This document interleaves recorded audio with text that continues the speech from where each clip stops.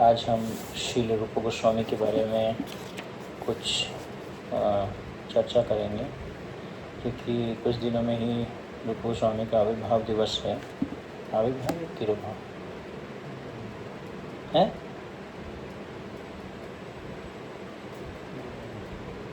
Appearance day, sorry disappearance day, तिरुभाव है। तो श्रील रूप गोस्वामी जो हैं वंदे रूप सनातनो रघुयुगो श्री जीव गोपाल को।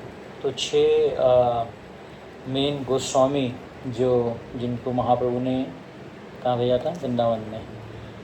क्या करने के लिए? ढूंढने के लिए, कैसे जो स्थान लुप्त हो गए, क्योंकि उस समय जो है वृंदावन पूरा लुप्त हो चुका था।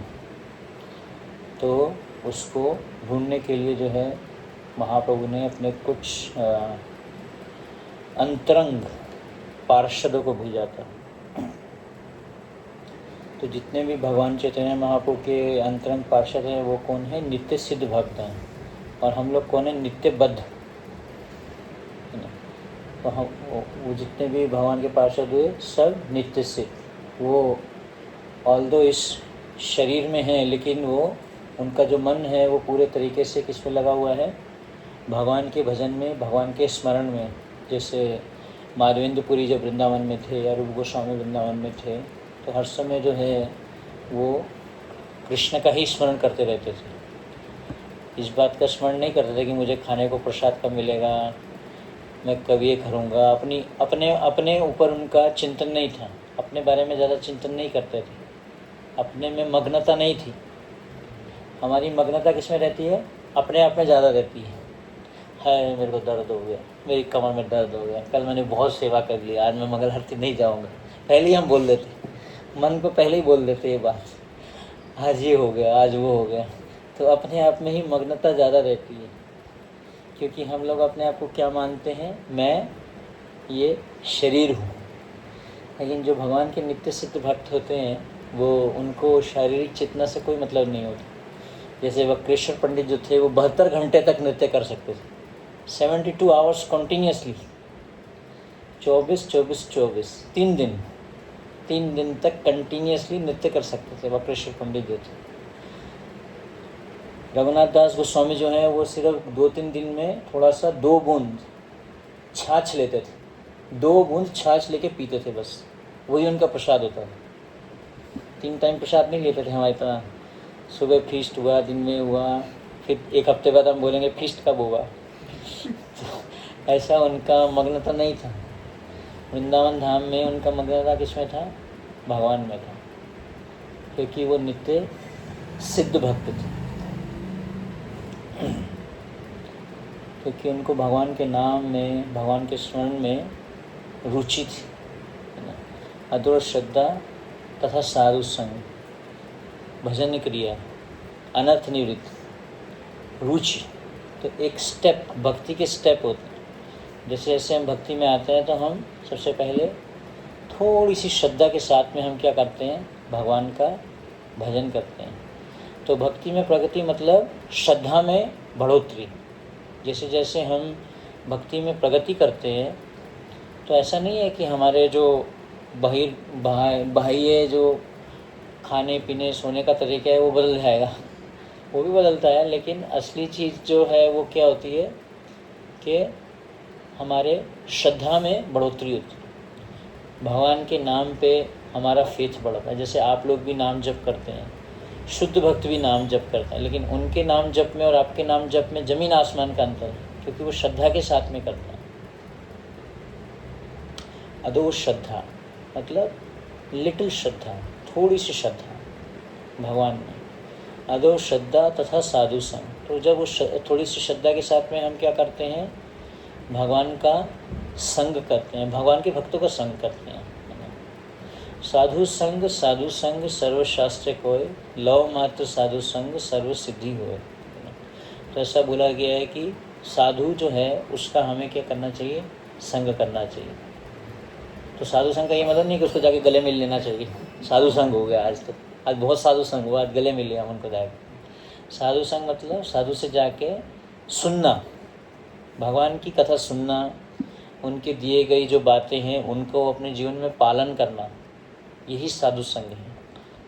जैसे हम प्रभुपाद जी की जो शिक्षाएं हैं उसको हम अपने जीवन में उतारते हैं। इसलिए हमारी जो परंपरा है वो शिक्षा परंपरा है, दीक्षा परंपरा नहीं है। दीक्षा इज़ नॉट वेरी इंपॉर्टेंट, दीक्षा इज़ इम्पॉर्टेंट, बट उससे इम्पॉर्टेंट क्या है? शिक्षा का पालन करना। कई लोग दीक्षा तो ले लेते हैं, लेकिन जो बातें बताई जा रही हैं, जो नाम जप के बारे में या जो भी शिक्षा दी जा रही है उसका पालन नहीं करते, तो वैसी दीक्षा लेने का कोई मतलब नहीं है। ऐसे व्यक्ति को कभी भी उसके गुरु भगवत प्राप्ति नहीं देंगे, क्योंकि वो शिक्षा का ही पालन नहीं कर रहा। तो इसलिए शिक्षा का पालन करना बहुत ज़रूरी है, सबसे इम्पॉर्टेंट है शिक्षा का पालन करना। तो अधो श्रद्धा तथा साधु संग। तो एक बार भक्ति सिद्धांत स्वामी ठाकुर जो हैं वो प्रवचन कर रहे थे, तो वो बोल रहे थे कि कैसे देखो ये मच्छर भी मेरे ऊपर बैठा है, मक्खी बैठी है मेरे यहाँ पे, और आप लोग भी बैठे हो, तो क्या ये मेरा संग कर रही है या आप लोग मेरा संग कर रहे हो? जो सुन रहा है वो संग कर रहा है। तो एक बार ऐसे ही प्रभुपाद जी के जो गुरु महाराज भक्ति सिद्धांत स्वामी ठाकुर प्रवचन कर रहे थे, तो सब लोग जो हैं उठ के चले गए। कई लोगों को पता चला कि कहीं पे भक्त लोग दर्शन करने के लिए जा रहे हैं, भगवान के दर्शन करने के लिए, लेकिन प्रभुपाद जी बैठे थे, प्रभुपाद नहीं गए। तो दर्शन करने की बात उठी तो सब लोग दर्शन करने के लिए चले गए, लेकिन प्रभुपाद जी नहीं गए। और प्रभुपाद जी जो हैं वो भक्ति सिद्धांत, क्योंकि भक्ति सिद्धांत स्वामी ठाकुर उस टाइम प्रवचन कर रहे थे और प्रभुपाद जी उसको सुनते रहे। और जब प्रवचन ख़त्म हुआ तो भक्ति सिद्धांत स्वामी ठाकुर प्रभुपाद जी का गुणगान की, उनको ग्लोरीफाई की, और उनको क्या बोले? This boy likes to hear. ये जो बच्चा है ये सुनता है, प्रवचन सुनना इसको अच्छा लगता है, ऐसा उन्होंने भक्ति सिद्धांत ठाकुर ने उनका गुणगान किया। जबकि प्रभुपाद जी जाते तो वो भी दर्शन करने के लिए चले जाते। तो फिर भक्ति सिद्धांत स्वामी ठाकुर जो हैं एक और दूसरे इंसिडेंट में बताते हैं कि एक बार एक व्यक्ति जो है, भक्ति सिद्धांत ठाकुर प्रवचन कर रहे थे और उनका एक शिष्य था, वो जाके भगवान के दर्शन करने लग गया। तो भक्ति सिद्धांत ठाकुर बोलते हैं this he is doing I exercise, ये अपनी आँखों की एक्सरसाइज कर रहा है। क्योंकि असली जो दर्शन है वो कैसे होता है? जब हम भगवान के बारे में सुनते हैं। दर्शन कानों से किया जाता है, आँखों से नहीं किया जाता। हम सोचेंगे तो जाओ देखो भगवान के दर्शन करें। जैसे एक अंधा व्यक्ति आता था रोज़ मंदिर में दर्शन करने के लिए, तो सब लोग उसको हैरान होते थे कि ये अंधा व्यक्ति जो है ये क्या दर्शन करता है, इसको कुछ दिखता तो है नहीं। तो उसने बहुत अच्छी बात बोला कि देखो भगवान जो हैं वो अपने भक्तों को देखना चाहते हैं, तो भगवान मेरे दर्शन करना चाहते, इसलिए मैं भगवान के पास हूँ। ऐसा नहीं कि हम क्या भगवान के दर्शन करेंगे, नहीं, जब तक हमारे पास में ज्ञान चक्षु नहीं होंगे। चक्षुदान दिलो जे ही जन्मे जन्मे प्रभु सही, दिव्य ज्ञान हृदय प्रकाशिता। तो गुरुजन जो होते हैं वो क्या देते हैं? हमें देखने की दृष्टि देते हैं। हमारे जीवन में बहुत सारी ऐसी परिस्थितियाँ आती हैं, जो अच्छी परिस्थितियाँ भी होती हैं और कहने को बुरी परिस्थिति भी होती है। कुछ परिस्थितियों को हम बुरा परिस्थिति बोल देते हैं, कुछ परिस्थिति को हम अच्छा परिस्थिति बोल देते हैं, क्योंकि वो हमारे हिसाब से होती है। जैसे प्रसाद लेने गए और आपको बढ़िया रसमलाई मिली खाने को, आज तो भगवान की कृपा होगी, क्या आनंद आ गया, आज तो बहुत ही भगवान की कृपा है। देखो आज स्वीट राइस मिला खाने को, महाप्रसाद मिला, और बढ़िया फीस्ट हुआ, पनीर सब्जी मिल गई, आनंद आ गया। क्या भगवान आप क्या कृपा आप कर रहे हो, मैं कुछ नहीं करता, ना मैं कुछ कमाता ना कुछ, आप फिर भी मुझे इतना बढ़िया प्रसाद दे दो। फिर कोई भक्त आके बोलता प्रभु आपके लिए सेवा है। अरे क्या सेवा करते हैं, हर समय सेवा देते रहते हैं, कुछ तो मेरे को बैठने दो शांति से, हर समय सेवा करवाते रहते हैं। ये भगवान की कृपा नहीं है। या सब्जी में प्रसाद में आपको बढ़िया स्वीट राइस की जगह आपको सबको प्रसाद बट रहा था और आपको करेला मिल गया या हरी मिर्ची मिल गई। अरे ये क्या दे प्रभु, वो तो ना हम चूज़ करते हैं, वो वाला स्वीट चाहिए, ये वाला स्वीट चाहिए, ये वाला चाहिए। तो दोनों भगवान की कृपा है, क्योंकि जो प्रसाद है उसको भगवान ने क्या किया है? भगवान ने उसको टेस्ट किया है। अंगानि यस्य सकलेंद्रिय वृत्तिवंती और शांति। भगवान जो है, जब हम उनके आगे भोग रखते हैं, भगवान के आगे जब हम भोग लगाने के लिए रखते हैं तो लोग बोलते हैं क्या है ये, भगवान के आगे तुमने रखा वो तो वैसे का वैसे ही है, उसमें कुछ परिवर्तन थोड़ी ना होता है, कैसे पता चलेगा भगवान ने खाया या नहीं खाया? भगवान ने मुंह खोला खाया क्या? लोग कहते हैं भगवान क्या खाते नहीं तुम, किसके जैसे है, शबरी के जैसे खिलाते नहीं। तो भगवान जो हैं, जब हम उनको भोग देते हैं तो भगवान आपका भाव देखते हैं। बेसिकली आप किस भाव से दे रहे हैं, किस भाव से आप उनको भोग लगा रहे हो, वो इम्पोर्टेंट है। पत्रम पुष्पम फलम तोयम यो में भक्त्या प्रेक्षति। ऐसा नहीं है कि भगवान को आप बड़े बड़े जाके पकवान खिलाओ तो भगवान तभी खुश होंगे। दुर्योधन का मेवा त्यागो, भगवान ने दुर्योधन का बड़ा बड़ा फीस्ट जो उसका त्याग किया, और विदुरानी जो थी उनको भाव से खिला रही थी। क्या खिला रही थी? केले का छिलका खिला दिया। भूल ही गई कि भगवान को मैं खिला रही हूँ, क्या खिला रही हूँ नहीं पता, भगवान भी खा गए। क्योंकि किससे दिया? प्रेम से दिया।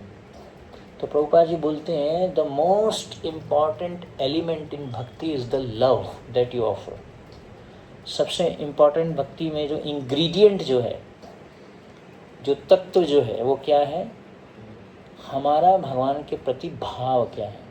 कृष्ण भावनामृत संग प्रभुपाद जी ने बनाया, भाव भक्ति के लिए सिखाया। कृष्ण कॉन्शियसनेस, क्या भाव है, किस भाव से हम खिला रहे हैं। जैसे हम कभी कभी कई लोगों के पास में जो फटा हुआ नोट होता है ना, फटा हुआ नोट जो कहीं नहीं चलता, या जब 500 का नोट का डीमोनेटाइजेशन हुआ था, लोग क्या कर रहे थे, उसको मंदिर में जाके दान दे देते। अरे तो अभी किसी काम का नहीं है, वो मतलब नहीं है भगवान को देने का, वो भाव नहीं है, भाव सही नहीं है। भगवान के लिए सब कुछ कैसा होना चाहिए? First class. हमारे लिए सिंपल, लेकिन भगवान के लिए क्या होना चाहिए? सब कुछ फर्स्ट क्लास देना चाहिए। प्रभुपाद जी जब पृथ्वी पे थे तो उनके शिष्य उनको हर बेस्ट चीज़ देते थे, बेस्ट कपड़े, बेस्ट। प्रभुपाद के पास में बेस्ट वॉचेस थी, बेस्ट गाड़ियाँ थी उनके पास। एक बार तो एक रिपोर्टर ने आके उनको पूछा कि how many cars you have Swami ji. So Prabhupada पूछते हैं कि कितनी गाड़ियाँ हमारे मंदिर में? बोले 10 कार्स। कौन कौन सी गाड़ियाँ, इतनी स्पेशल गाड़ियाँ क्यों लेके घूम रहे? प्रभुपाद बोले ये तो डब्बे की गाड़ी है, टीन का डब्बा है ये जो गाड़ी है। गुरु के लिए तो सोने की गाड़ी होनी चाहिए, golden car, there should be golden car, Prabhupada बोलते हैं। तो कहने का पॉइंट ये है कि जो भगवान है, जब हम उनको भोग लगाते हैं तो उसमें भगवान ये नहीं देखते कि आप मुझे क्या खिला रहे हो, आप कितने भाव से खिला रहे हो, है ना। तो ऐसे एक बार सनातन गोस्वामी जो हैं भजन कर रहे थे, और भजन करते करते उनको जब रोज़ वो वृंदावन की परिक्रमा करते थे गोवर्धन की, तो उनको कौन मिले? भगवान राधा मदन मोहन के विग्रह मिले। और जब वो उनकी सेवा करनी चालू किए, पहले तो वो चाहते ही नहीं थे सेवा करना, क्योंकि उनको जो सेवा दी गई थी चैतन्य महाप्रभु के द्वारा, वो क्या थी? नाना शास्त्र विचार अनेक निपुणों सधर्म संस्थापकों लोका नाम हितकारिणों त्रिभुवने मन्यो शरण्या करो। तो 6 गोस्वामी क्या करते थे? शास्त्र पढ़ते थे बैठ के, जैसे आप लोग बैठ के अभी क्लास सुन रहे हो, ऐसे ही वो बैठ के डेली क्या करते थे? नाना शास्त्र विचार अनेक निपुणों, शास्त्र पढ़ते थे और उस पर क्या करते थे? विचार करते थे, चर्चा करते थे। उसको कहते हैं विचार शक्ति। जो हमारा मन है ये एक बहुत पावरफुल चीज़ है। मन में आप जो सोचते हो वो हो जाता है, अगर आप उसको सही से विचार करते हो, पॉजिटिव सोचते हो। नेगेटिव सोचोगे तो नेगेटिव हो जाएगा आपके साथ, पॉजिटिव सोचोगे तो पॉजिटिव हो जाएगा। तो आप मन में तो क्या करते थे, विचार करते थे। कैसे विचार करते थे, कैसे लोगों का उद्धार किया जाए, दुनिया के जो बद्ध जीव हैं उनका कैसे भला किया जाए, दुनिया के बद्ध जीवों का।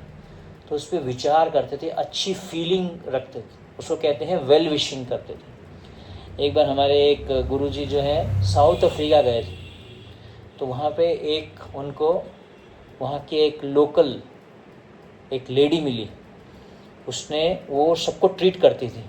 और कैसे ट्रीट करती थी, मेडिटेशन करके मेडिटेट करती थी। आप उसको बस बता दो कोई ये बीमारी है बस, और वो बस अपने मन में सोचेगी और आपके बारे में पॉजिटिव सोचेगी, बहुत ऐसी पॉजिटिव चीज़ें सोचेगी, उससे आपको ठीक कर देगी। कोई दवाई नहीं, कुछ नहीं, सिर्फ मन में सही सोच रखने से, ऐसे सोच की। जैसे टॉर्टराइज जो होता है ना, टॉर्टराइज क्या कहते हैं उसको, कछुआ जो होता है वो अंडे बाहर देता है पानी के बाहर, कछुआ जो होता है, और वो पानी में जब रहता है तो उस अंडों पे वो मेडिटेट करता है, विचार करता है, और विचार करने से उसमें अंडे फूट के उसमें से बच्चा निकल जाता है। ऐसे मेडिटेशन करता है उसके बारे में, बच्चों के बारे में। तो कहने का अर्थ ये है कि नाना शास्त्र विचार ने, तो वो क्या करते थे, जैसे वासुदेव दत्त जो है वो बोलते थे, जो स्वयं प्रहलाद महाराज के भाव में आए, वासुदेव दत्त क्या बोलते थे कि जितने भी जीव हैं, महाप्रभु को बोले कि जितने भी जो जीव हैं उनके कर्म मुझे दे दो, ताकि उनको सबको भगवत प्राप्ति हो जाए, है ना। क्योंकि हम इस भौतिक जगत में क्यों फंसते हैं, कर्मों के कारण, अच्छे कर्मों के कारण और बुरे कर्मों के कारण। अच्छा कर्म करेंगे तो भी फंसेंगे, बुरा कर्म करेंगे तो भी फंसेंगे। तो हमें क्या करना है, कृष्ण कर्म करना है, जो कर्म कृष्ण के लिए किया जाए, कृष्ण भक्ति के लिए किया जाए। तो नाना शास्त्र विचार अनेक निपुणों सधर्म संस्थापकों, और उसके द्वारा क्या करते थे, धर्म को स्थापित करते थे। शास्त्रों के द्वारा, शास्त्रों की चर्चा करते थे और उसमें ये बताते थे कि कैसे अलग अलग परिस्थितियों में मेरा धर्म क्या है, ये स्थापित करते थे। जैसे अर्जुन भी भगवान कृष्ण को पूछे ये बात कि अभी आप मुझे युद्ध करने के लिए बोल रहे हो, मेरे परिवार के लोगों को मारने के लिए बोल रहे हो, लेकिन मेरा धर्म क्या है, सही धर्म क्या है। ये एक बहुत बड़ा प्रश्न है जो हर एक साधक को पूछना चाहिए। परिप्रश्नेन सेवया, ये प्रश्न करना चाहिए कि मेरा धर्म क्या है। अभी क्लास खत्म होगी, इसके बाद में मेरा धर्म क्या है। अगर आप कृष्ण धर्म से नहीं चलोगे तो फिर मनोधर्म से चलोगे, क्योंकि इस दुनिया में सबसे ज़्यादा कौन सा धर्म है, मनोधर्म। दुनिया भर के जो धर्म बने हुए हैं वो मनोधर्म, उसको कहते हैं पीएचडी स्कॉलर्स। क्योंकि जो हर व्यक्ति पीएचडी स्कॉलर जो होता है वो एक अलग एक इंडिविजुअल चीज़ करता है। तो उसी प्रकार से ऐसे बहुत सारे योगी और ये सब होते हैं जो अपना ही धर्म बना के करते हैं। अगर आप कुंभ मेला में जाओगे कभी तो वहाँ पे आपको अलग अलग प्रकार के, कोई अपने सिर पे क्या क्या बना के घूम रहा होगा, कोई कांटों में घूम रहा होगा, कोई क्या कर रहा होगा। एक व्यक्ति जिसने कई सालों तक अपना हाथ ही नीचे नहीं किया। सब मनोधर्म, ये मनोधर्म है। धर्म प्रोजित कैतबो अत्र धर्म प्रोजित कैतबो अत्र निर्मत्सरा नाम सताम। असली धर्म क्या है, जो भगवान के द्वारा बताया जाए, है ना। बाकी सब क्या है, कैतब धर्म, cheating religion. In the name of religion, धर्म के नाम पे वो क्या है, अधर्म ही है, वो चीटिंग रिलीजन है, धोखा देने वाला धर्म है। असली धर्म क्या है, 4 नियमों का जो पालन करता है वो है असली धर्म।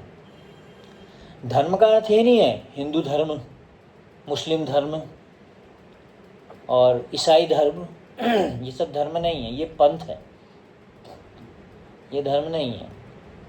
धर्म मतलब एक ऐसी चीज़ जो आपको उसमें से आप हटा नहीं सकते। जैसे कि पानी का धर्म है तरलता, अग्नि का धर्म है क्या, जलाना और गर्म हीट देना, हीट एंड फायर, हीट देना और लाइट देना अग्नि का धर्म है। चीनी का धर्म क्या है? मीठा, मीठा देना, आपको मिठास देना। अब चीनी में आप स्वीट राइस बनाओ और पता चला उसमें आपने नमक डाल दिया और बोलो प्रभु जी स्वीट राइस कैसा बना? बहुत बढ़िया, फर्स्ट क्लास बना है स्वीट राइस। अरे क्या ऐसे? या स्वीट राइस में आपने सैंड डाल दिया, मिट्टी डाल दिया, मिट्टी, स्वीट राइस में मिट्टी डाल दिया, क्या दे दिया ये, स्वीट राइस के नाम पर क्या दे दिया? स्वीट राइस नहीं, वो तो उल्टा ही कुछ और ही बन जाएगा, है ना? स्वीट सैंड, स्वीट सैंड हो जाएगा वो।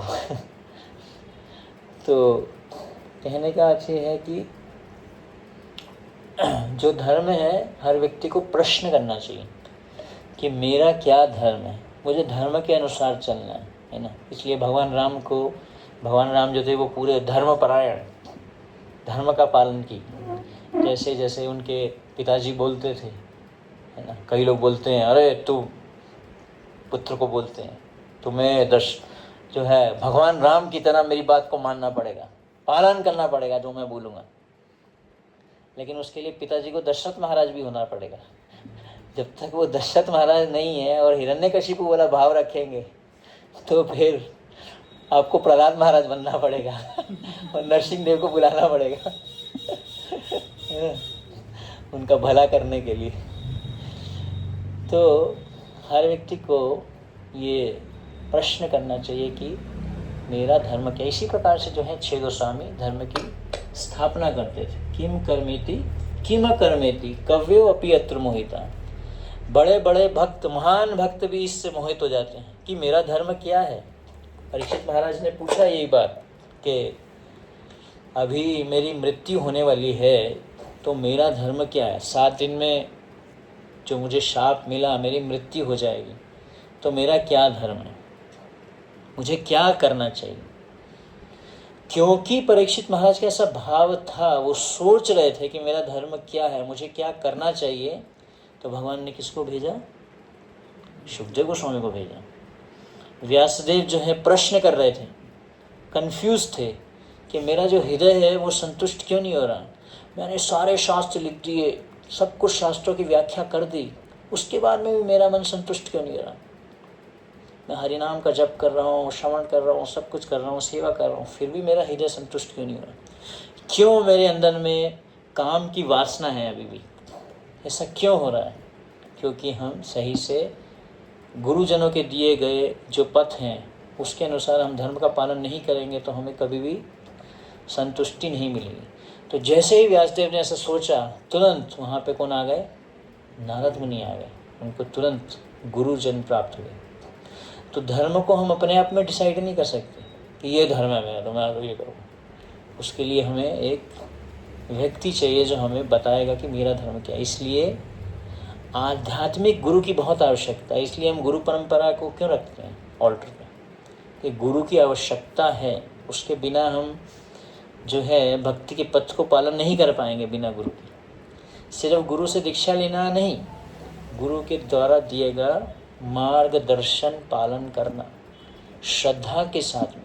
जैसे हमने चालू किया था, पूरा चर्चा श्रद्धा से चालू किया था।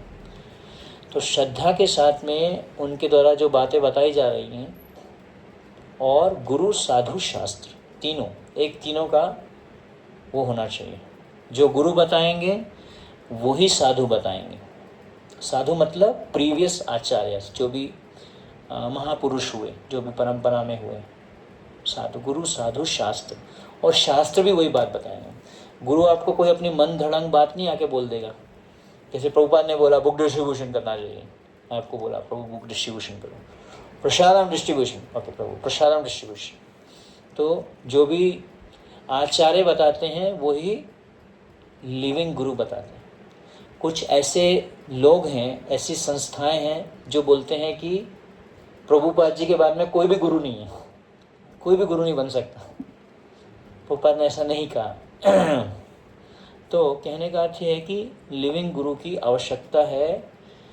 भागवतम को लिखने वाले व्यासदेव भी, उनको भी लिविंग गुरु की आवश्यकता पड़ी। अर्जुन को लिविंग गुरु की आवश्यकता पड़ी। तो हमें लिविंग गुरु नहीं चाहिए क्या? जीवित गुरु नहीं चाहिए क्या? एक बार प्रभुपाद जी के पास में प्रभुपाद जी ने प्रश्न किया, who is better, book Bhagavat और पर्सन भागवत, दोनों में से कौन जो है वो सही है, श्रीमद् भागवतम किताब रूप में या पर्सन भागवत जो व्यक्ति भागवत है, दोनों में से कौन इम्पोर्टेंट? तो प्रभुपाद जी ने बोला व्यक्ति भागवत जो है वो ज़्यादा महत्वपूर्ण है, क्योंकि व्यक्ति भागवत जो है वो क्या कर सकता है, अगर हम कुछ गलती करेंगे तो हमारा क्या करेगा, कान खींचेगा, कान खींच के कान मरोड़ देगा, गलती करोगे तो डांट पड़ेगी। लेकिन गुरु की जो डांट है वो किसको पड़ती है, जो उनके बहुत प्रिय होते हैं। सबको नहीं डांटते, सबको प्रेम देंगे, हाँ अच्छा अच्छा, गले मिलेंगे, प्रेम देंगे, लेकिन जिसको बहुत प्रेम करेंगे, जैसे भगवान कृष्ण ने एकदम से, अर्जुन ने बोला शिष्यस्ते हम सादि माम तम, जैसे ही अर्जुन का भाव चेंज हुआ, पहले अर्जुन क्या बोल रहे थे कृष्ण को, तुम मेरे फ्रेंड हो, तुम मेरे मित्र हो, तुम मेरे दोस्त हो, तो भगवान चुपचाप सुनते जा रहे थे, सुनते जा रहे थे। जैसे ही अर्जुन ने बोला शिष्यस्ते हम, अभी मेरी प्रॉब्लम सॉल्व नहीं हो रही। जब हमारे जीवन में प्रॉब्लम आता है तो दुनिया भर की जितनी भी किताबें पढ़ ले, मोटिवेशनल स्पीकर जिसको कहते हैं, एक होता है मोटिवेशनल स्पीकर, बहुत सारे ऐसे मोटिवेशनल स्पीकर पैदा हो गए हैं यूट्यूब इंस्टाग्राम के से वो मोटिवेशनल 10 मिनट भी काम नहीं करेगा जब प्रॉब्लम आ जाएगी आपके जीवन में। सिर्फ क्या काम करेगा, हरे कृष्णा कृष्णा कृष्णा हरे हरे, हरे राम राम राम हरे हरे। श्रीमद् भागवतम। तो भगवान जब कृष्ण सदा में उपगते धर्म ज्ञान आदि भी साथ, तो जब भगवान चले गए तो वो क्या छोड़ के गए हमारे लिए, अपने रूप में 2 चीज़ें, एक तो अपना नाम और दूसरा अपने ग्रंथ श्रीमद् भागवतम। तो श्रीमद् भागवतम जो है वो सारे जितने भी शास्त्र हैं उसका क्या है, निगम कल्पतरु गलितम फलम, गलितम फलम है वो। गलितम फलम मतलब ऐसा फ्रूट है जिसको जब आप टेस्ट करोगे, उसको ऑलरेडी टेस्ट किया गया। जैसे शबरी जो थी वो भगवान राम को कैसे दे दी थी बेर, ऐसे थोड़ी ना भगवान जो भी तोड़ा और ला के दे दिया, लो भगवान राम आप खा लो, ऐसा नहीं, टेस्ट किया भाई, मीठा नहीं बेकार है, हाँ ये वाला मीठा है, ये वाला भगवान राम को दूंगी तो वो अच्छा लगेगा, टेस्ट आएगा, अच्छा लगेगा, है ना। कभी कभी हम भगवान को भोग लगाते हैं, भोग लगाने के बाद में ऐसे ही भक्तों को दे देते हैं प्रसाद, चेक नहीं करते कि उसमें नमक कम है क्या नहीं है ना।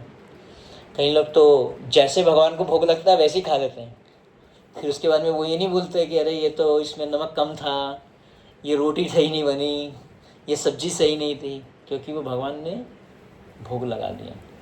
हमें ऐसा सिखाया गया था आश्रम में कि जब आपके सामने प्रसाद आपको मिले तो जैसा प्रसाद है वैसा ही उसको, क्योंकि भगवान ने अब स्वीकार कर लिया उसको, अब ये नहीं कह सकते उसमें। कई ऐसे संत हैं जो नमक ऊपर से डालते ही नहीं है, अरे नमक कम है तो नमक डाल दो ऊपर से, टेस्ट नहीं आ रहा, क्योंकि टेस्ट कैसे आता है, किसके कारण आता है टेस्ट, नमक के कारण आता है ना।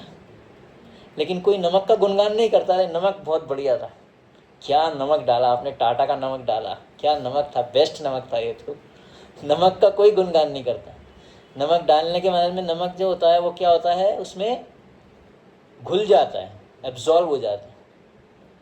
तो इसी प्रकार से भक्त को भी कैसा होना चाहिए, वो नमक के कारण, नमक के जैसा होना चाहिए भक्त, कि वो इस प्रकार से सेवा करे, जब वो सेवा करे कि वो उसमें पूरा घुल जाए, लेकिन कभी भी उसमें ये नहीं देखे कि अरे उसका क्रेडिट ले, ये सेवा मैंने की, ये मंदिर की डेकोरेशन मैंने की, या ये प्रसाद मैंने बनाया, या ये सेवा मैंने की, पुजारी सेवा मैंने की, भगवान को मैंने सजाया, आज किसने डीटीज को सजाया, आज मैंने सजाया, अरे वाह, हमारा ईगो जो है पंप हो जाएगा, I am a good devotee, I am a good pujari, I am a good decorator.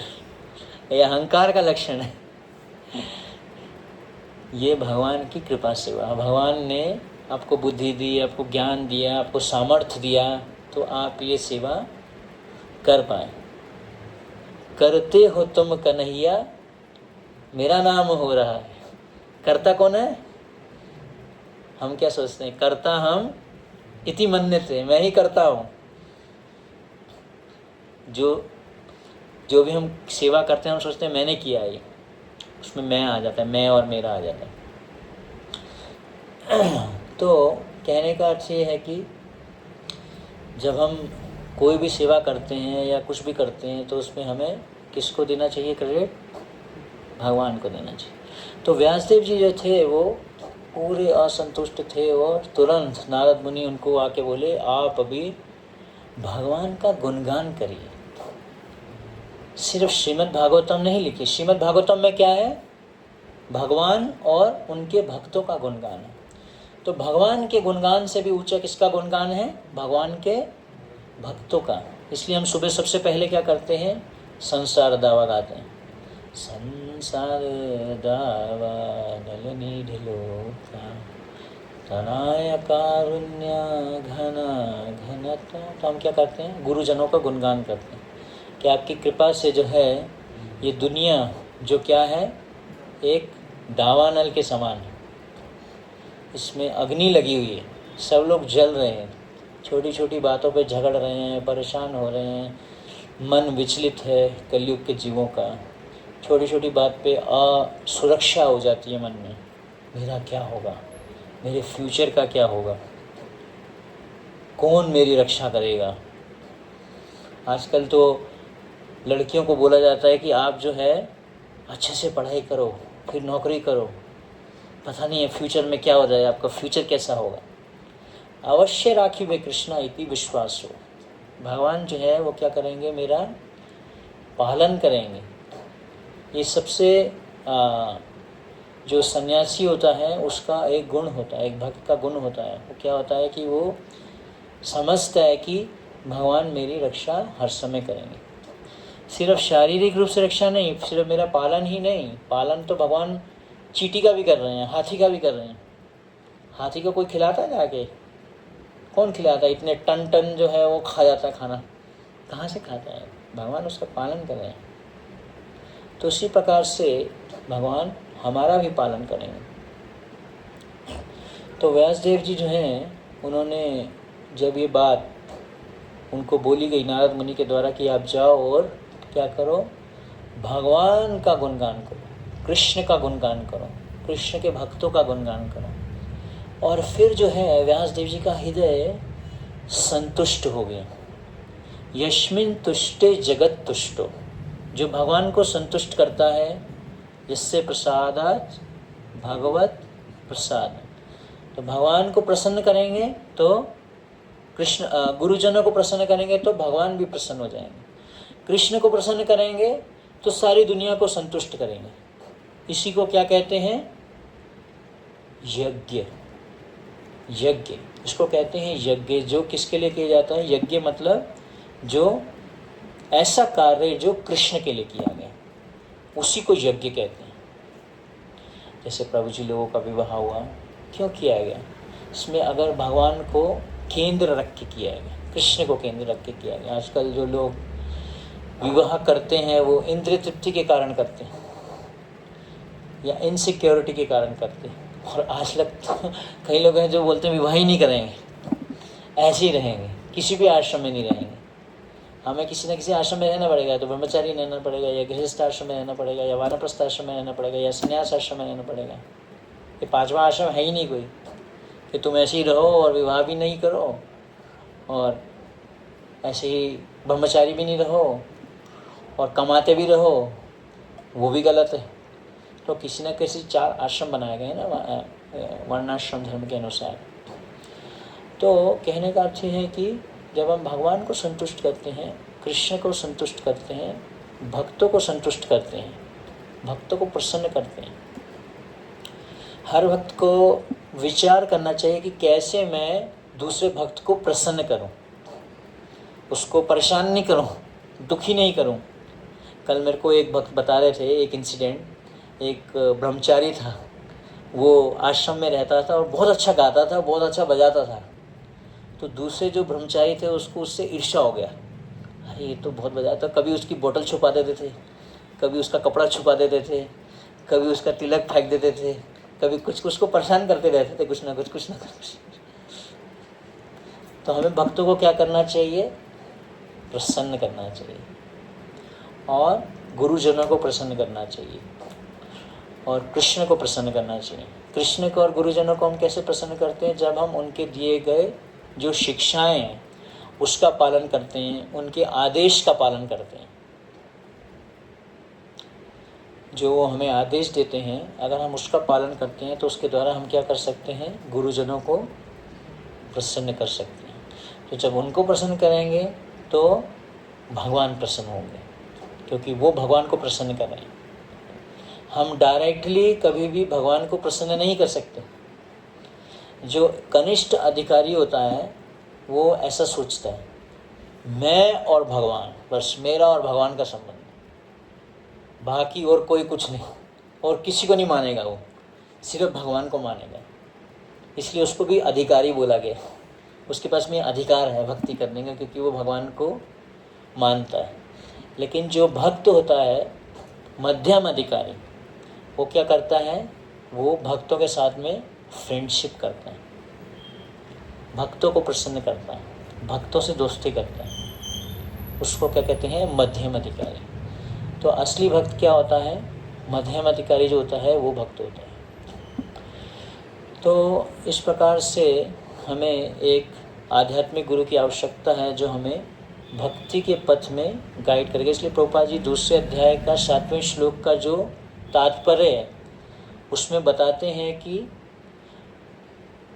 हर जगह जो है वो क्या है? संसार दावानल चल रहा है, अग्नि लगी हुई है, लोग परेशान हैं, चिंतित हैं, उनका मन विचलित है।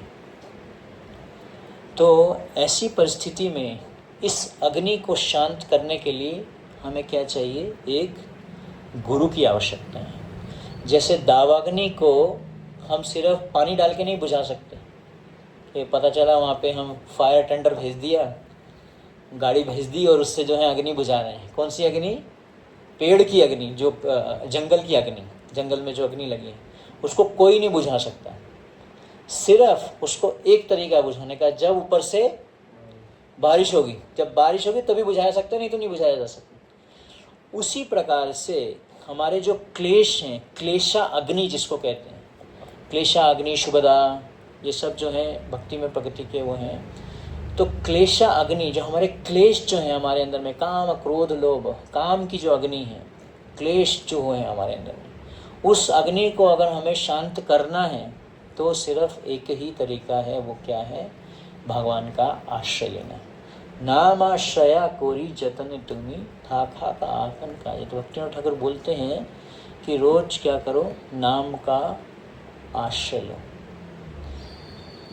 तो हम जो है, क्योंकि रोज़ नाम जप करते हैं, हरि नाम का जप करते हैं, तो हम नाम के प्रति जो है बहुत ज़्यादा क्या हो जाते हैं? फैमिलियर हो जाते हैं, उसको सस्ता ले लेते हैं। अरे हरे कृष्णा, हरे कृष्णा हरे कृष्णा हरे कृष्णा ऐसे ही बोल देते हैं। जैसे हाय हेलो बोलते हैं वैसे ही हरे कृष्णा बोलते हैं। अच्छी बात है, लेकिन हम ये ध्यान नहीं रखते कि हम भगवान का जो नाम है उसको हम ध्यानपूर्वक जपना करना भी एक अपराध है।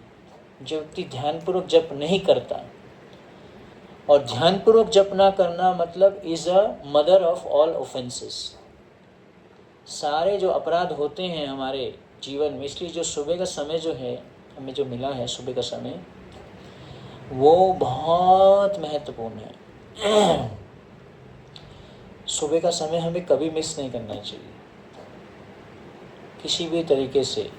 रात को चाहे हम कभी भी सोएं, प्रयास करना चाहिए कि सुबह नाम जप के लिए, ऑफ कोर्स मंगला आरती के लिए भी उठना चाहिए, रूपा जी तो ऐसा बोलते हैं।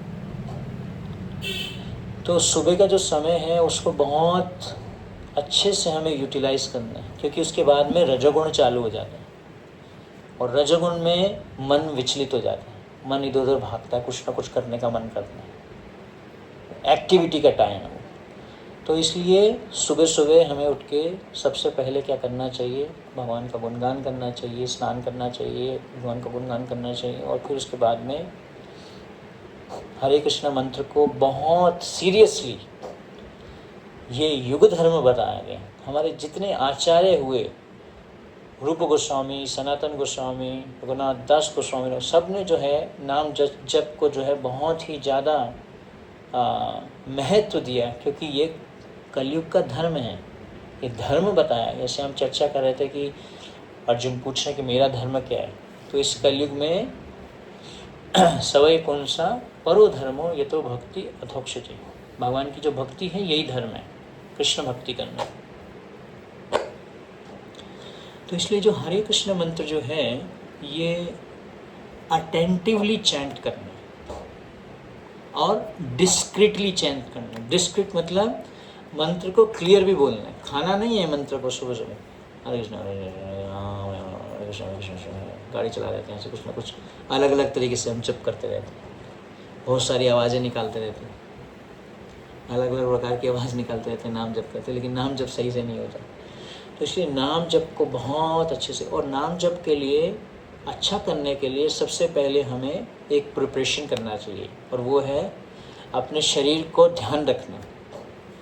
अगर हम शरीर का ध्यान नहीं रखेंगे, खाने पीने में, सोने में, समय पे नहीं सोएंगे, समय पे प्रसाद नहीं लेंगे, तो फिर हमें जप में दिक्कत होगी, भजन में बाधा आएगी। तुम्हारे भजने बाधा, मन विचलित होगा, मन भागेगा। और बैठ के प्रयास करना चाहिए कि बैठ के ही करें, और सोए ना जप में।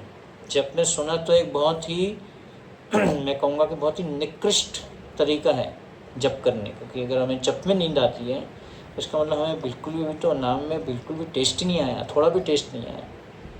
थोड़ा टेस्ट आना चाहिए नाम में, कि हम उसको ध्यान से करें, भगवान के नाम को सीरियसली करें। तो सीरियसली करने का अर्थ मतलब कि समय पे पहले सो जाएं। एक दिन समय पे सोना बहुत ज़रूरी है। जो व्यक्ति समय पे नहीं सोएगा वो समय पे नहीं उठेगा, फिर समय पे नहीं उठेगा तो पूरा का पूरा अगले दिन मन भी परेशान होगा, डिस्टर्ब होगा। जब सेवा का टाइम, अभी आप सेवा के टाइम में आप बोलो अरे मेरा तो जप रहता है प्रभु जी, अभी तो मैं जपा करूँगा, अरे उस टाइम तो सेवा का टाइम है। सेवा के टाइम में अगर आप जपा करोगे और जपा के टाइम में आप सोओगे और खाने के टाइम में आप कुछ और करोगे तो फिर जीवन कैसे चलेगा। तो इसलिए हर एक चीज़ को हमें समय पे करना चाहिए और समय को वैल्यू करना चाहिए, ध्यान रखना चाहिए समय वेस्ट ना हो हमारा। आप लोग के पास तो चलो फ़ोन नहीं है, जिनके पास फ़ोन रहता है वो तो बहुत टाइम वो रील्स को स्क्रॉल करते रहते हैं पूरा टाइम वेस्ट। टाइम एक और ये वाली रील देख लो, ये एक और देख लो, क्या बोलता है, हाँ ये अच्छा बोल रहा है, एक और करते करते करते अरे 2 घंटे निकल गए, 3 घंटे चले गए, मेरे 4 घंटे चले गए, बहुत टाइम चला जाता है। क्योंकि ये इंटरनेट है। इंटरनेट मतलब एक जाल जिसमें आपको फंसाया जा रहा है और आपको पकड़ा जा रहा है, आपको बांधा जा रहा है उस जाल में। गृह अंधकूपम, एक ऐसा अंधा कुआं है जिसमें अंदर आप डूबते ही जाओगे, डूबते जाओगे, डूबते जाओगे, डूबते जाओगे। ये है इंटरनेट। इसलिए हम बोलते हैं कि हफ्ते में 1 दिन इंटरनेट फास्टिंग होना चाहिए, मोबाइल फास्टिंग, इंटरनेट फास्टिंग।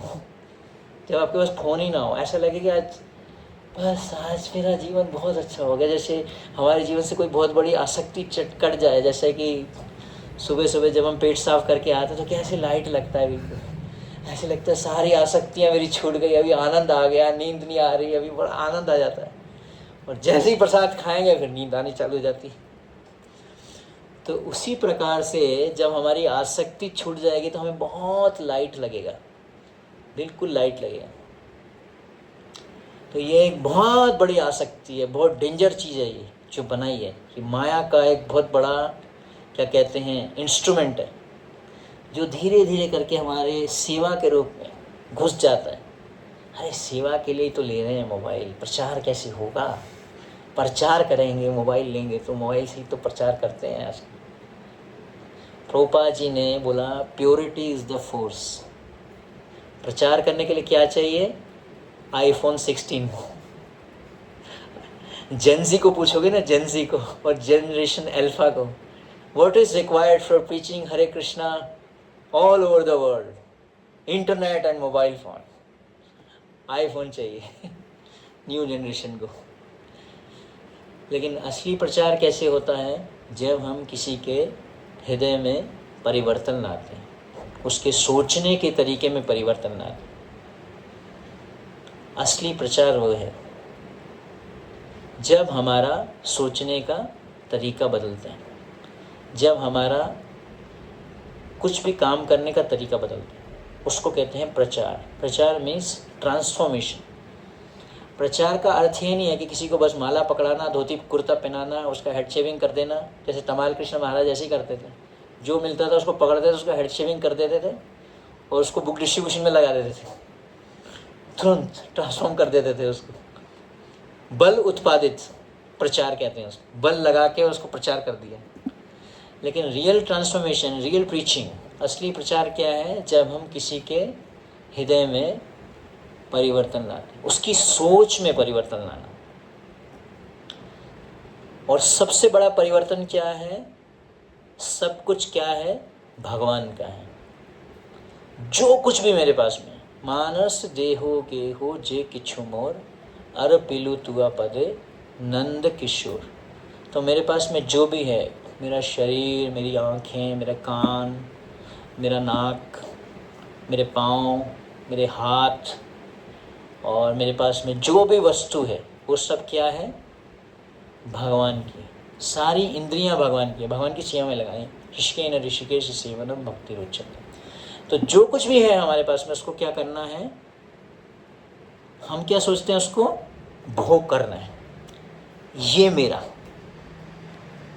अरे मेरा पेन कहाँ गया, मेरा फ़ोन कहाँ गया, पूरा दिन मैं मेरा, मैं मेरा, मैं मेरा, मेरी धोती कहाँ गई, मेरा गमछा कहाँ गया, मेरा ये कहाँ गया, मेरा वो कहाँ गया, मेरा आसन कहाँ गया, सब कुछ मैं मेरा।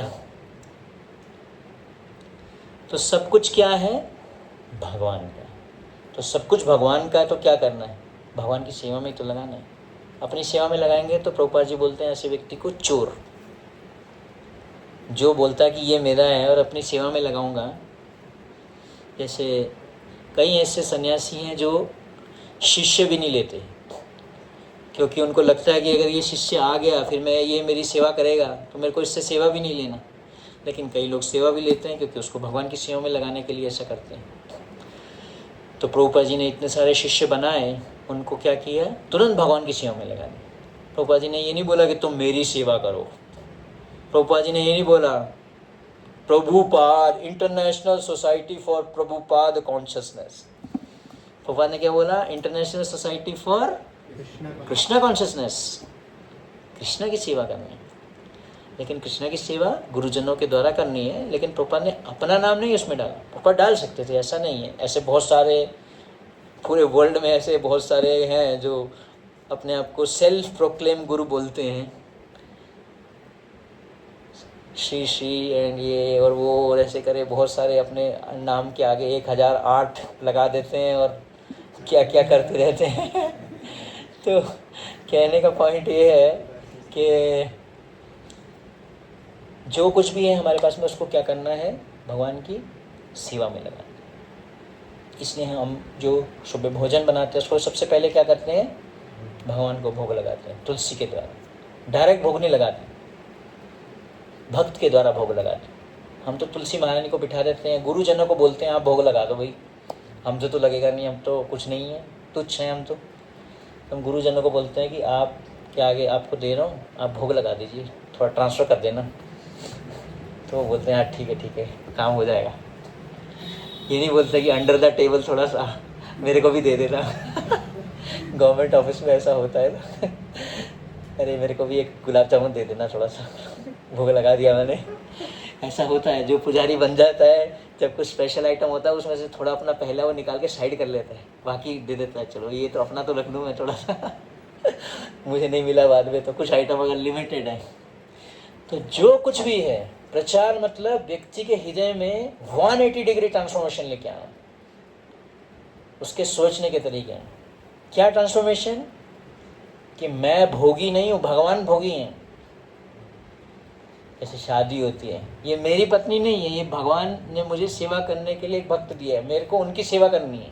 और पत्नी को कैसे सोचना है? मेरे को अपने पति की सेवा करनी है। पति को कैसे सोचना है? मेरे को अपनी पत्नी की सेवा करनी, ना कि उसको भोग करना है। अच्छा अब तो मेरी शादी हो गई, अच्छा आज जो है स्पेशल फीस्ट बनेगा, आज पनीर सब्जी बनाओ, अब तो मेरे पास में पत्नी आ गई, आज मैं पनीर सब्जी खाऊंगा, आज मैं ये खाऊंगा, आज मैं वो खाऊंगा, आज ये करो मेरे लिए, आज मेरे लिए वो करो।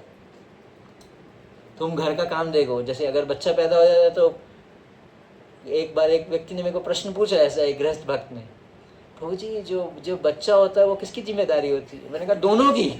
अच्छा वो पत्नी की जिम्मेदारी नहीं, वो तो घर में रहती है, मैं तो काम करने जाता हूँ, वो आपकी भी जिम्मेदारी है। ऐसा नहीं है कि आपने शादी कर ली और बच्चा पैदा करके बोल दिया अभी पत्नी जिम्मेदारी लेगी, मैं जिम्मेदारी नहीं लूँगा। तो दोनों को जिम्मेदारी लेनी है। तो मैरिज जो है वो एक रिस्पॉन्सिबिलिटी है। Human life is a life of responsibility.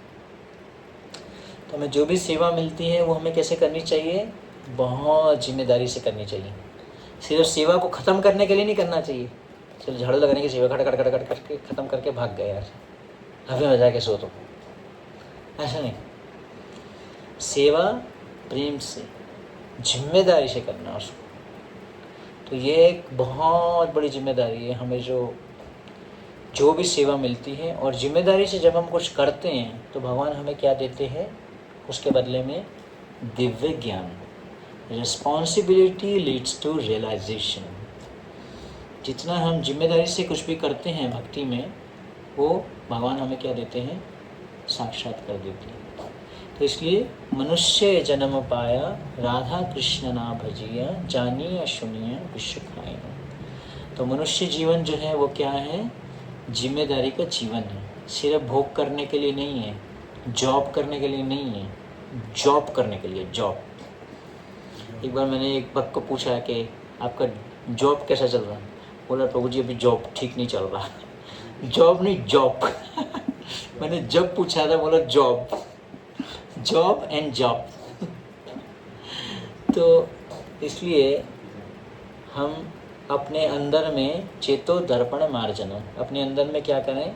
परिवर्तन लाएं। अपने सोचने के तरीके में परिवर्तन लाएं और भाव में परिवर्तन लाएं। जो भी हम करें वो क्यों करें? सेवा भाव में करें, भोग भाव में नहीं। चलो आज तो फीस्ट बना, आज तो मज़ा आएगा, आज तो एंजॉय करेंगे, आज पार्टी, डांस करेंगे। जब डांस भी करते हैं तो भगवान के लिए नहीं करते, एंजॉय करते हैं, उसको एंजॉय करना चाहते हैं। आनंद आ गया, आनंद। वृंदावन गए थे घूमने के लिए, कई लोग आते हैं ऐसे, कैसा लगा आपको वृंदावन में? बहुत आनंद आया, बहुत एंजॉय किया हमने, बहुत एंजॉय किया। Krishna is the only enjoyer. एकलो ईश्वर कृष्णा आर सब भृत्य। सिर्फ भगवान ही जो है वो कौन है? भोगी हैं, ईश्वर हैं। हम क्या है? उनके सेवक, भृत्य। तब भृत्य, भृत्य परिचारक। तो हम क्या है? भगवान के सेवकों के सेवकों के सेवकों के दासों के दासों के दासों के दास, वो बनना।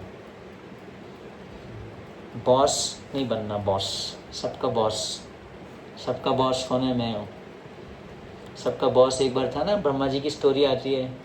ब्रह्मा जी जो हैं भगवान विष्णु को मिलने के लिए गए। तो जब ब्रह्मा जी भगवान को मिलने गए तो वह हैरान हो गए। उनको, ब्रह्मा जी को लगा कि अरे मेरे को लगा कि मैं ही ब्रह्मा हूँ, बहुत बड़ा ब्रह्मा हूँ मैं तो, क्योंकि मेरे तो 4 हेड हैं, 4 हेडेड ब्रह्मा। तो जब भगवान को मिलने गए तो वहाँ देखा 10 headed Brahma, 100 headed Brahma, 1000 headed Brahma, 1000 सिर वाले ब्रह्मा, 10,000 सिर वाले ब्रह्मा। तो ब्रह्मा जी नम्र हो गए। ब्रह्मा जी बोले अरे अभी मुझे समझ आया कि मेरे अलावा भी बड़े बड़े ब्रह्मा भी बैठे हैं, मेरे को लगा कि मैं ही ब्रह्मा हूँ, मैं ही ब्रह्मांड का मालिक हूँ, ब्रह्मा। लेकिन मेरे ऊपर में भी बहुत सारे ब्रह्मा हैं। तो इसलिए हमें एक दूसरे का गुणगान करना चाहिए, अप्रिशिएट करना चाहिए, क्योंकि हर एक को भगवान ने क्या दिया है? एक अच्छा गुण दिया है। तो वो गुण को देखना, जब भी हम किसी भक्त को देखें तो उसको कैसे देखें? उसके गुण के अनुसार देखें। उसके दोष के अंदर में दोष नहीं देखना चाहिए। कलयुग दोष निधिर राजन एको ही अस्ति महान गुणों कीर्तनादि एव कृष्णस्य मुक्त संग पराम भजे। तो हर व्यक्ति में हमें क्या देखना चाहिए? गुण देखना चाहिए। और चींटी में भी एक गुण होता है, उसको पता रहता है कि स्वीट कहाँ पे है। भक्तों को भी पता रहता है कहाँ पे स्वीट पड़ा है, जाके वो ढूंढ लेते हैं स्वीट कहाँ पड़ा रहता है, वहाँ पर शायद कहाँ पड़ा रहता है। तो चींटी में भी गुण होता है, पशु में भी गुण होता है। तो हमें कभी कभी ऐसा विचार करना चाहिए, हर एक जीव में कुछ ना कुछ अच्छा हमें सिखाने के लिए होता है। तो जब हम किसी का गुण देखते हैं तो वो गुण हमारे अंदर में आ जाता है, और जब हम किसी का दोष देखते हैं तो वो दोष की प्रवृत्ति हमारे अंदर में आ जाती है। तो इसलिए हमें क्या करना चाहिए? अच्छा गुण देखना चाहिए दूसरों में। तो इसी के साथ में विराम देंगे यहीं पे। तो हमने जो पूरी चर्चा की उसमें एक तो चर्चा ये है कि हमें अपने धर्म को पता करना चाहिए कि मेरा ड्यूटी क्या है, व्हाट इज़ माय ड्यूटी। ये क्वेश्चन करना चाहिए, इस परिस्थिति में मेरी क्या ड्यूटी है, और वो ड्यूटी को करना वही हमारा धर्म है। और इसलिए उसके लिए एक आध्यात्मिक मार्गदर्शक की ज़रूरत है, मार्गदर्शन चाहिए। बिना मार्गदर्शन के, जैसे हम कहीं जाते हुए तो हमें गूगल मैप लगाते हैं, उसमें भी गूगल को गुरु मानते हैं। गूगल गुरु पूर्णिमा आती है तो गूगल, एक व्यक्ति जो है वो गूगल की आरती उतार रहा था, ओम जय जगदीश हरे, ओम जय गूगल हरे, ऐसे करके आरती उतार रहा था गूगल की, क्योंकि वो भी हमें कुछ ना कुछ सिखाता है। तो कहने का पॉइंट ये है कि हर एक व्यक्ति को क्या चाहिए? एक मार्गदर्शन चाहिए, मार्गदर्शक चाहिए जो हमें बताए कि मैं भगवान को कैसे प्रसन्न करूं और शुद्ध भक्ति में कैसे आगे बढ़ूं। ये एक बहुत महत्वपूर्ण बात है। और दूसरे जीवों के प्रति हमें दया दिखानी चाहिए, हृदय में ऐसा विचार करके कैसे मैं इनकी सेवा करूं। तो हर व्यक्ति को अपने अंदर में परिवर्तन लाना चाहिए हरिनाम के द्वारा, श्रवण के द्वारा, और हमारे अंदर में जो भोग वृत्ति है, एंजॉइंग मेंटालिटी, भगवान से अभिन्न होके भोग करने की जो इच्छा है, उसको हमें क्या करना चाहिए? कम करना चाहिए, परिवर्तित करना चाहिए। कैसे? सेवा के द्वारा, कि मैं कैसे सेवा करूं। प्रसाद पाने जाते हैं तो मैं कैसे सेवा करूं, कैसे मैं भोगूं नहीं उसको, कैसे मेरी भूख खत्म हो गई। हरे कृष्ण। किसी का कोई प्रश्न आज की चर्चा से?